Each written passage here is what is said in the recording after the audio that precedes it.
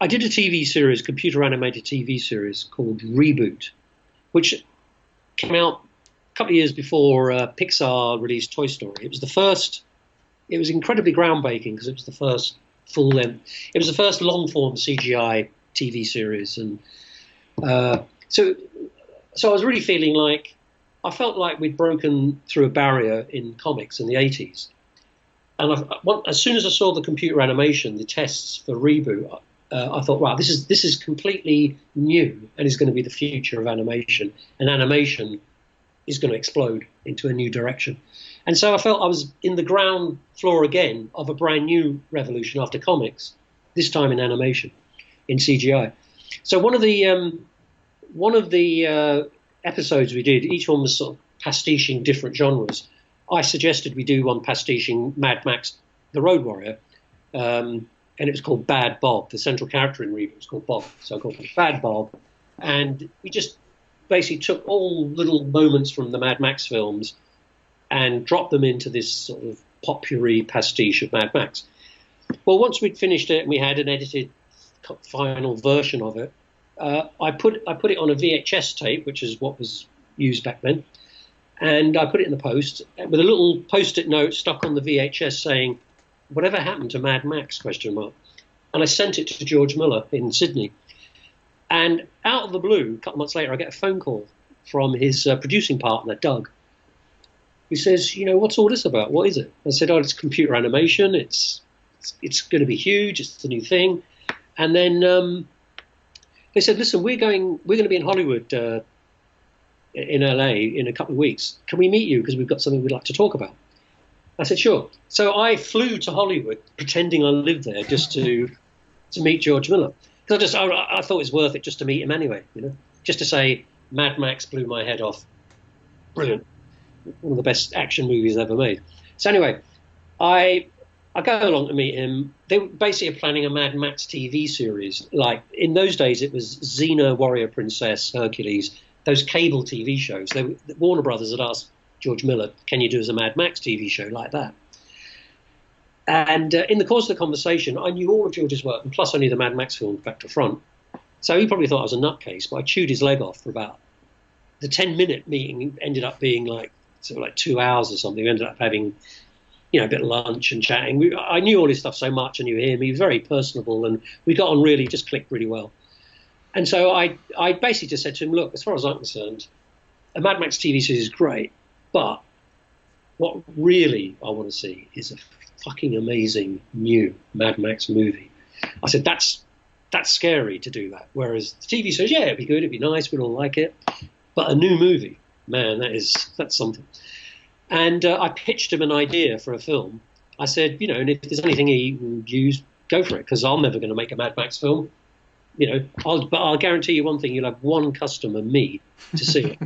Right? Anyway, I get a phone call a few months later from George. Phones up, says, "Hi, Brendan. I just wondered how you'd fix." I said, "Well, yeah, all right. I'm here in Canada. I'm working on just tying up a TV series." He said, "Would you be interested in coming to Sydney and knocking about some ideas for a Mad Max film? I've been thinking about some things." And I said, "Yeah." So I initially came over for 6 months. We just immediately clicked. We just everything about it.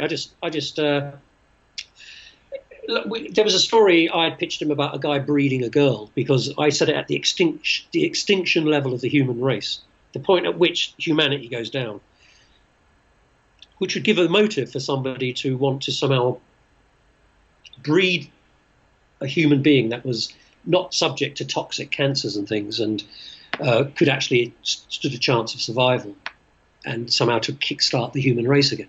That was the kind of idea.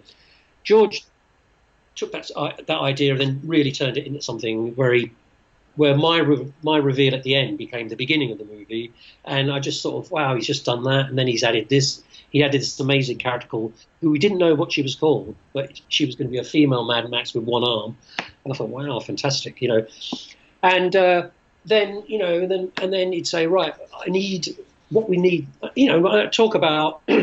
And what we did was we talked strategically about what a Mad Max movie, what is the Mad Max experience? Because I said, you've got to deliver to this generation what I got off Mad Max 2, which was I staggered out of the cinema after seeing Mad Max 2 with my head smoking, thinking, what the hell have I just seen? You know? And I said, we've got to do the same to a new generation. So we've got to be so amazingly good that we've got to top Mad Max 2, because that's our only competition. Because I looked at everything from Bullet to Ronin to some of the Asian stuff. And I thought, in the end, actually, nothing beats the truck chase in Mad Max 2. So I thought, all right, our competition is ourselves. So anyway, how the division of labour went, and it was very porous. We were in and out of each other's sort of sectors quite a lot. But George was sort of handling, in a way, the through line. Once he decided that it was going to be a non-stop action movie from beginning to end, but with strategic breaks along the way, just otherwise you're going to get motion sick if it goes on all the time.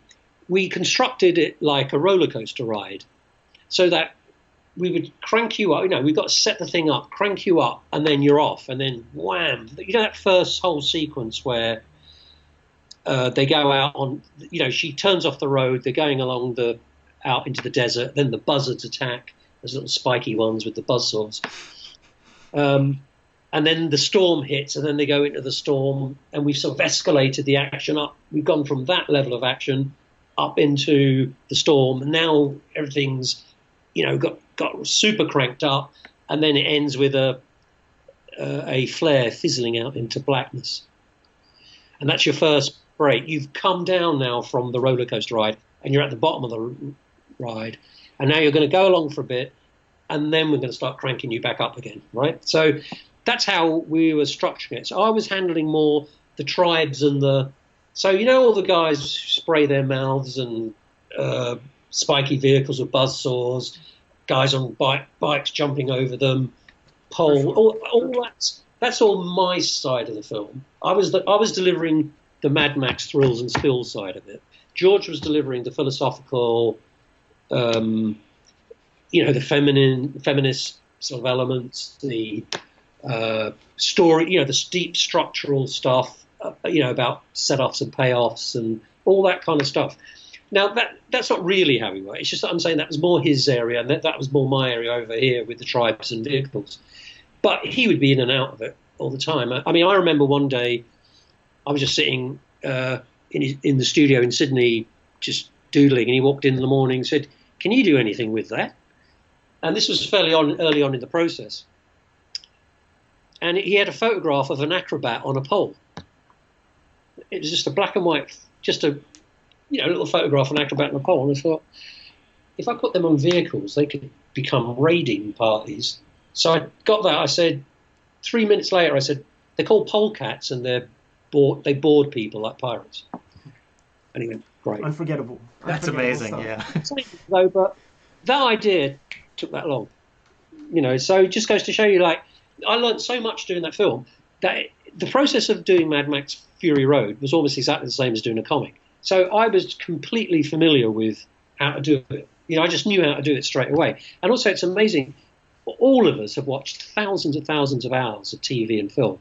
And intrinsically inside, in our DNA, we know storytelling. Because it's actually, you've got to remember, storytelling, archetypes, hero journeys, all that stuff, is actually in our DNA. It is actually triggered into psychic structures. So we're born with all this stuff already in us.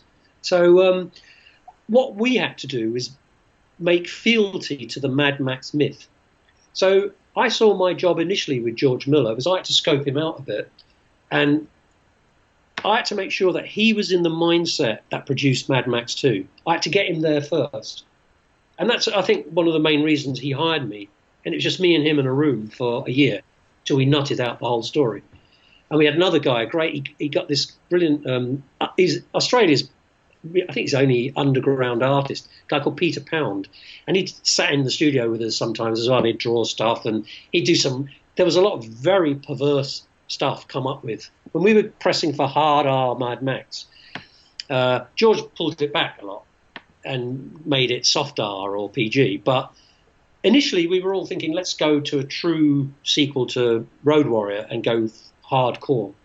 So that Peter Pound, who having a very perverse underground sense of humour, but his drawings you couldn't really show your grandmother, he was a really good influence to have around. So what I did, and what Peter helped to enhance, was I pulled George Miller back to his earlier, more rock and roll, anarchic self. You know, the guy that made the first two Mad Maxes. Those films were like guerrilla filmmaking. Then he went, you know, more Hollywood with Thunderdome, and then he went into Witches of Eastwick and Babe, and, you know, other beautiful work. But it's within the Hollywood sphere. But the first two Mad Max films are a bit more guerrilla. What we couldn't do with Mad Max either was make a cult movie, because we knew it was going to cost like $100 million. So I had these conversations were openly had with George all the time, where we talk about what kind of movie is this, and we said, but this movie. And we talk about what's it like. Tell me what it was like for you to see Fury Road. This is before we've even written it. And I'd say, well, what I liked about it the most was, and we'd play these role-playing games where I'd tell George why Fury Road was the best of the Mad Max films before we'd even finished writing it.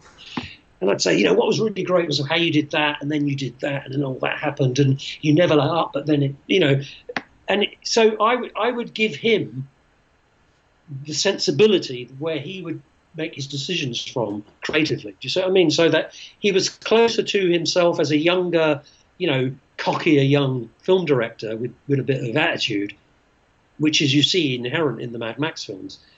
Then, you know, and then he's brought all his later more thoughtful sensibility into, then he's bringing that on top of the rock and roll rebel element in Fury Road. And so you have, I think in Fury Road, overall, it's the best of the Mad Max films. Though I will say that I don't think overall we topped the truck chase in number 2. I do think that as pure, sustained, you know, harder edge, rougher, around the edges action, Mel Gibson's sequence in Road Warrior, I think it's probably the best action sequence, you know, the end truck stuff. And although it's matched with great stuff in Fury Road, but I think overall Fury Road is the better movie and works best as the best Mad Max film. So that's what I think. Anyway.